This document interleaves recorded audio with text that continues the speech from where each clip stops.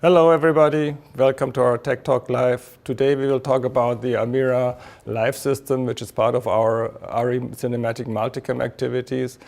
We are going to start with a quick introduction on what the AMIRA live system is about, and then our multicam expert Thomas will walk you through the basic setup and configuration of the system.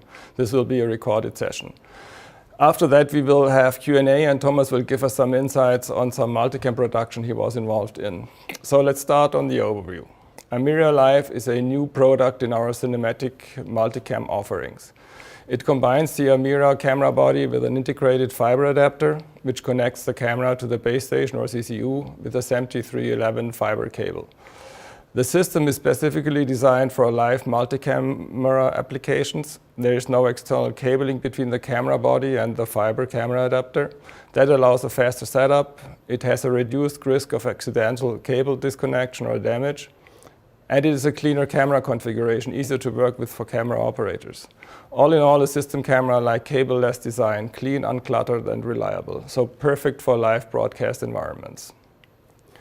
Part of the system is a system camera-style monitor to allow typical operation like on a studio pedestal. It includes controls for typical monitor settings, a switch for frontside tele, camera user buttons, and more. For camera remote control, we have integrated the next generation RCP V2 from SKA. This allows classical RCP operation, like with traditional RCPs, but on top of that offers functionality and workflow opportunities far beyond. It is fully configurable, it offers full replication of a Sony RCP, and it supports ARRI CAP protocol with various camera functions which are not covered by regular RCPs, which is like rec start-stop, playback start-stop, or loading and saving looks or setup files and more. But at the end, it's all about the best image quality. So here is an example how a live sport event can look like when using the ARRI multicam system.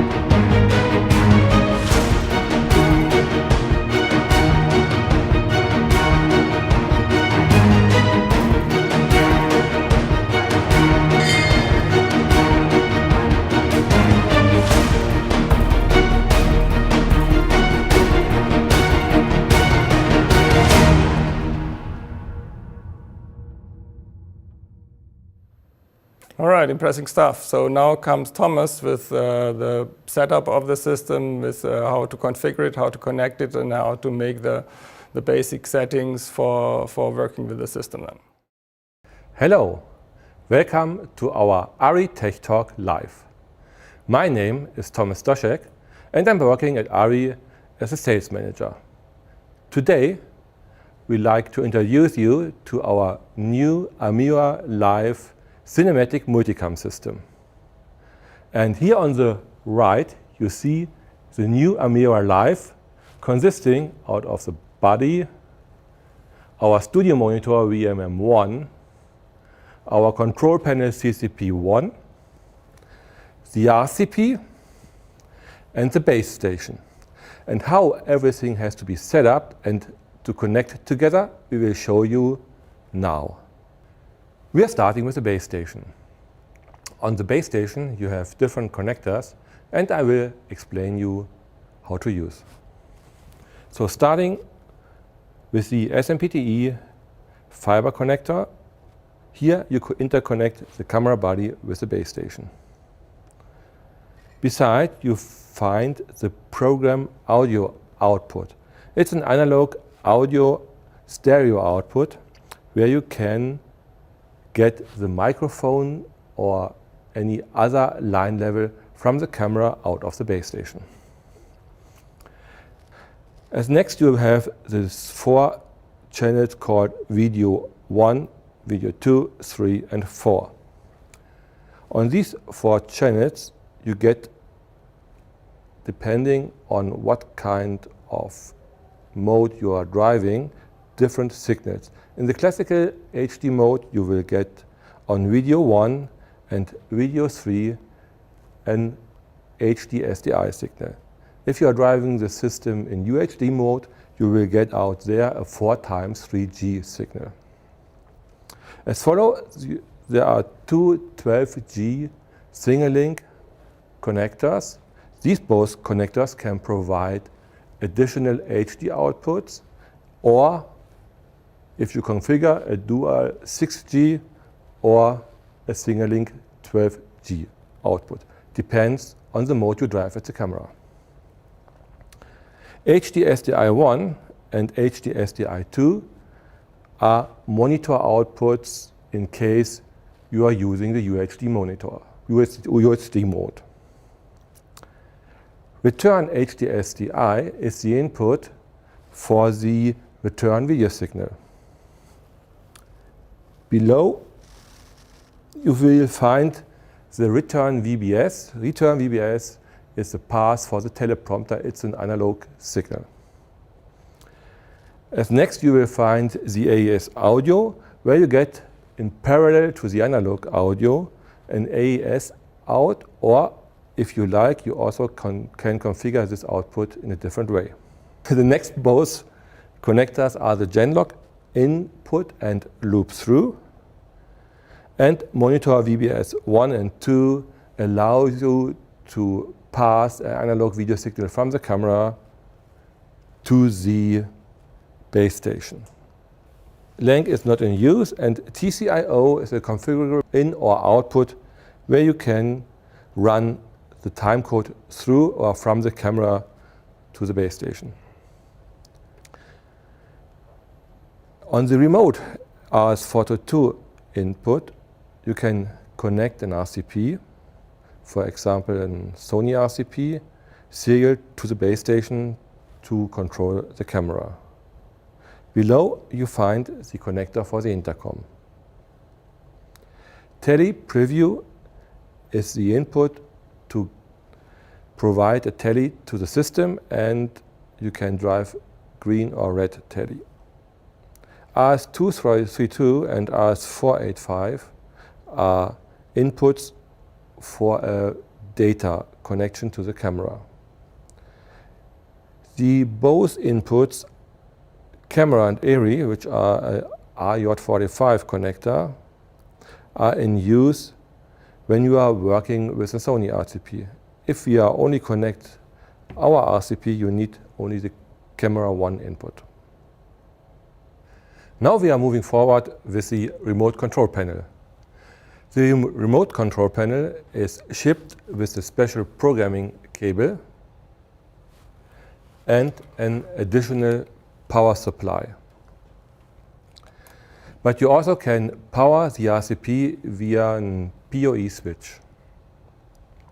On the back side of the RCP you find a rotary switch where you can adjust the camera number on the display of the RCP, the power in connector, the RJ45 connector which connects the RCP via the base station to the camera, and an additional sub-D connector.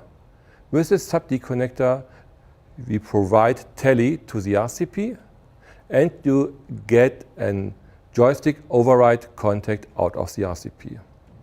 And at least the programming connector for the USB cable. Now we have a look at the camera body. On the camera body we have mounted our 10-inch studio monitor, the VMM1. The VMM1 owns a special tele light on the top. Then we have a display which provides the actual camera number, an interface which is direct connected to the viewfinder output of the camera, a power supply, an additional SDI input with this loop-through output, and an external tele-in where you can provide an external tele-in for red and green tele. In this setup, the monitor is looped through our camera control panel, the CCP1, which allows us to set up the camera if we don't want to use a web browser interface. The body itself has an integrated fiber adapter, and on the fiber adapter we have different connectors. So you find an SDI video monitor output, 2 connections for an intercom headset, an additional viewfinder or teleprompter connector, an aux output, a remote output, and an power in if you like to power the camera with an external power supply. And of course our SMPTE cable connector. To set up the communication between the RCP, the base station and the camera, I have to adjust the IP addresses on the different devices. So let's start with the base station. In the combination with our RCP, a special IP address is not needed. We just have to configure a bypass mode. Therefore, I have to go to the menu and select the network menu and adjust the Ethernet mode to bypass.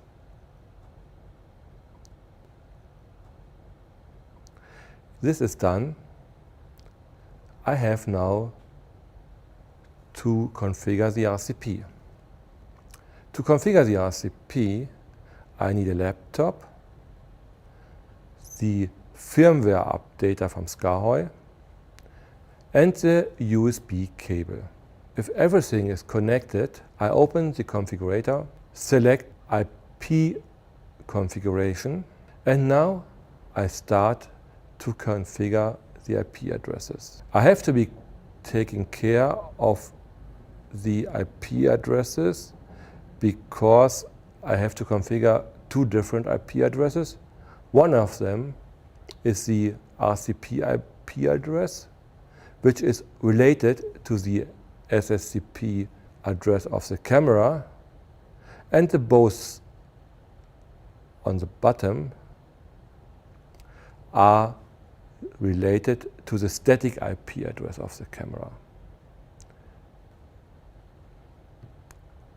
If this is done, I have now to adjust the IP address at the camera.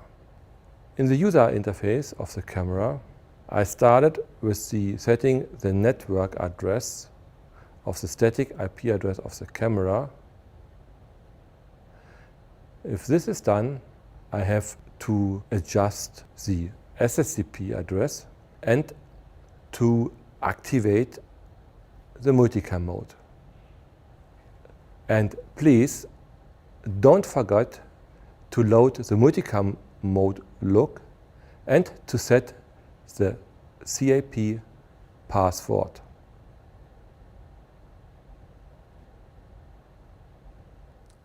Before we start our Q&A session, I like to share some pictures about our last production where I had the luck to join in the last 6 months.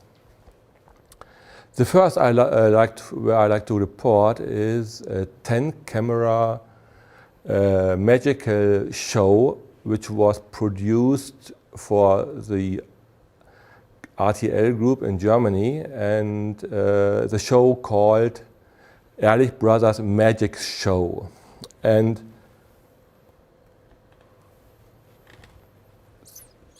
what you see is one of the 6 AMIRAs we had in use, and additional 4 minis. And it was the first show here in Germany where 10 ARRI multicam systems were involved. And also we used some cine lenses, and the SIH3 and everything was live recorded on tape. So it was a very, very, very good start to bring a new look to the German television. And since we did this kind of show, we got more and more requests for other productions. The second production was completely different because the amount of cameras was not so important. It was more the way how we had to control this application. It was a 6-camera production for a David Guetta show in Dubai. Happened on the Burj Al Arab on the helipad platform.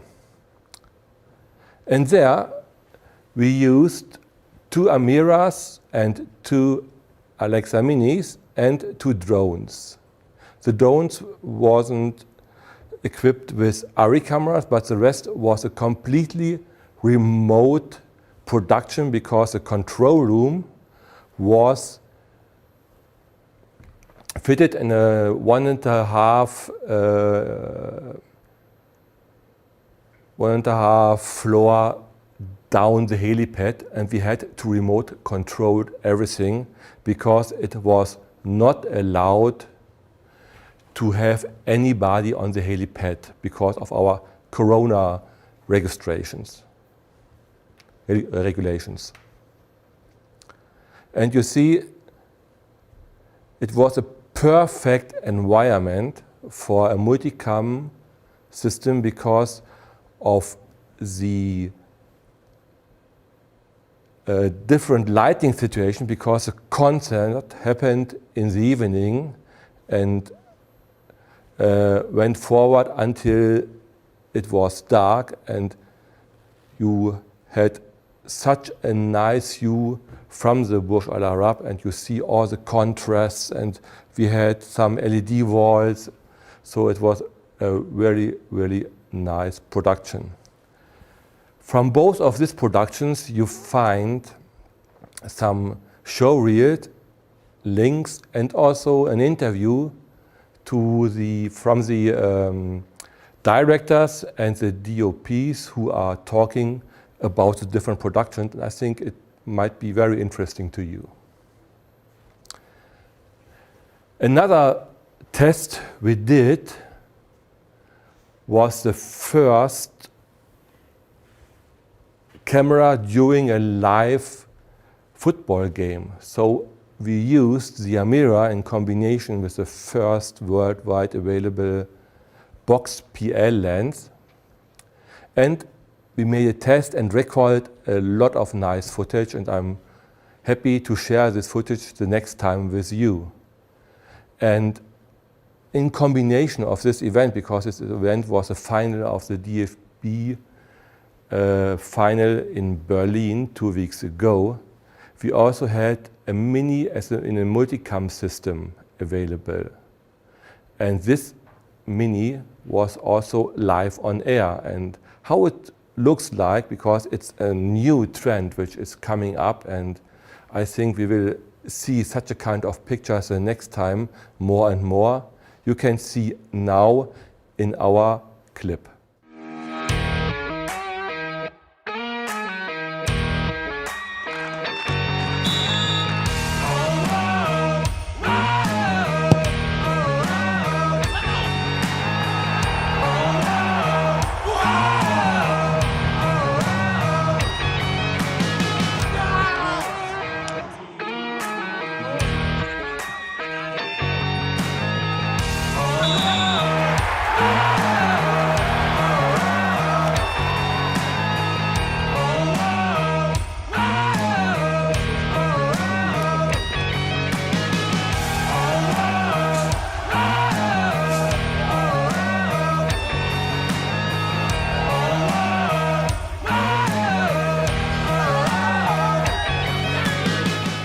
Yeah, so I think this clip shows that we will get more and more new images for a sports event, especially in the football games. And many thanks to TVN, who supported us with the image and with the show reel, and many thanks to the DFB, who allowed us to use this material.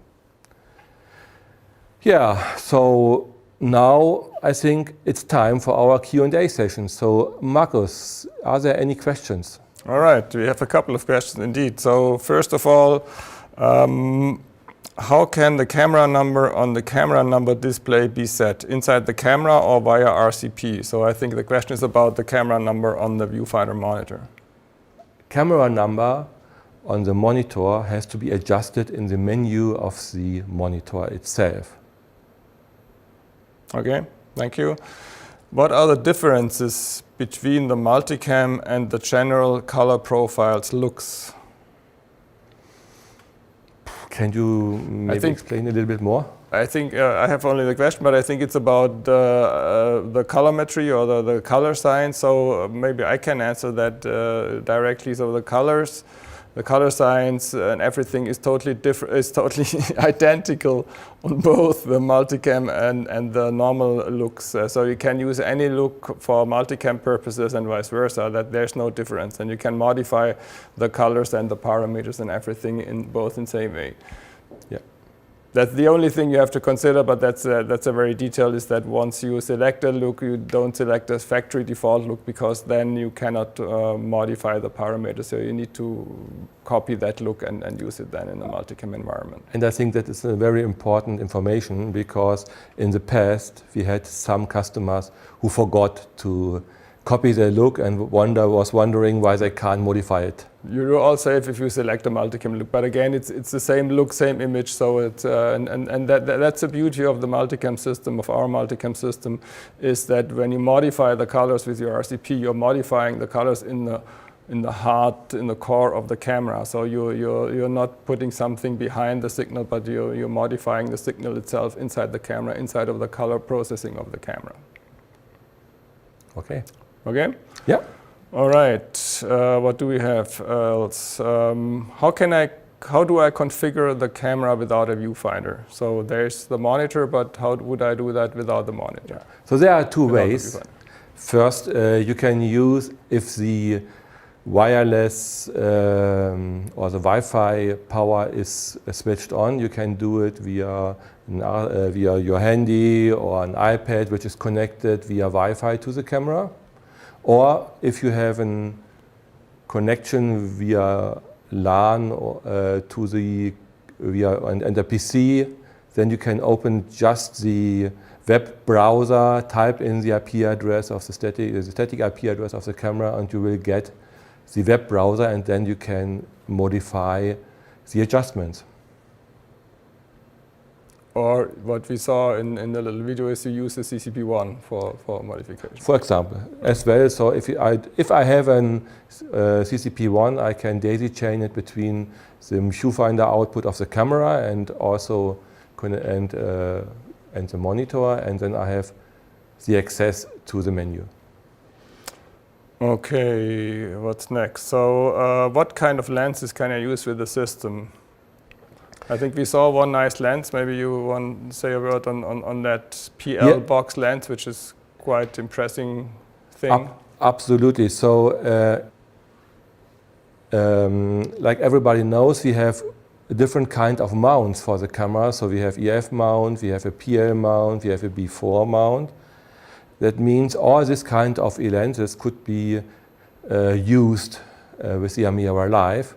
And if you have box lenses, for example, in the last picture I had shown, maybe I can bring it back, you need a special large lens adapter, which allows you to connect the lens mechanical to the camera, because it's a very heavy lens. And this lens, like I mentioned before, it's a PL box lens, which starts by 35 millimeters and ends by 700, and has an internal extender with 1.5 1.4, it means your end range is 980 millimeters. This lens is very heavy because it's PL. It means, I think, if I remember right, the weight of the lens itself was 30 kilo. But all this kind of lenses and also box lenses with a B4 mount can be connected to the camera. So there's no limitation. Right, I think important to add that with all these lenses you can remote control the iris with your RCP, though that's all Correct. possible with all the different lens types. Last questions I have received here on my list is, can I also use other RCPs than the SKAARHOJ one? So with the SKAARHOJ RCP we have the deepest implementation to our protocol, but of course I can also use a Sony RCP. We have a built-in translator in our base station, and that allows us to use a Sony RCP but with more limited functions. Okay, very good. Thank you very much. Please let us know and follow up our next tech talks, and of course let us know if you have further questions. We will answer you per email, and also please give us your ideas or let us know what are your suggestions and wishes for the next tech talk when we do more special setups with the camera. Thank you and goodbye.